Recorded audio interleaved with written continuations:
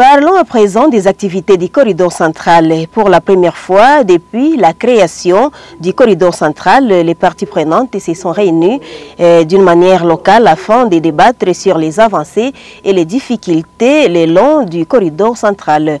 Ces assises ont été organisées et financées par le secrétariat exécutif de l'Agence de facilitation des transports de transit du corridor central. Les détails dans ce reportage de notre consoeur Solange Kwinja Kairiri. Les parties prenantes du corridor central ont été consultées d'une manière locale dans leurs pays respectifs. C'était pour relever les défis liés à la langue, faire participer un plus grand nombre des intervenants, faire connaître aussi les difficultés liées au commerce dans chaque pays membre. C'est quoi la différence de la réunion de Stockholm de cette année et des autres années? Alors la différence, c'est que les années antérieures, nous organisions ces forums une fois l'an et ça se faisait généralement à Dar es Salaam.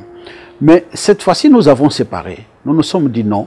Nous allons d'abord consulter les acteurs, les parties prenantes du secteur public et privé dans leurs pays respectifs. Nous avons voulu organiser ça dans leurs pays respectifs. Ça, c'est de un. Pourquoi? Parce que nous avons pensé que si on consulte les parties prenantes dans leurs pays respectifs, ça présente certains avantages. Le premier avantage, c'est la langue de communication. Vous voyez, quand les gens se retrouvent au Burundi, ils ont la facilité de communiquer même en Kirundi. La réunion peut se tenir même en Kirundi et là, ils vont mieux comprendre les projets du corridor central et plus ils comprennent mieux, plus ils vont être utiles dans les réactions, dans les réponses qu'ils vont apporter aux différents problèmes ayant impacté les commerces et le transport dans leurs pays respectifs par rapport à l'accès à la mer, au point d'accès à la mer qui est Dar es Salaam ou le port de Dar es Salaam. Alors ça, la langue, c'est un facteur important de communication, un facteur important qui permet à ce que nous puissions émettre dans la même longueur d'onde. Ça, c'est le premier. Deuxième avantage, c'est qu'en allant organiser ces forums dans les pays membres, nous avons voulu qu'un plus grand nombre de parties prenantes soient consultées. Vous savez, si on invite tout le monde à Dar es Salaam, je souhaiterais bien inviter tout le monde à Dar es Salaam, mais à un moment donné, le secrétariat sera limité par rapport aux moyens.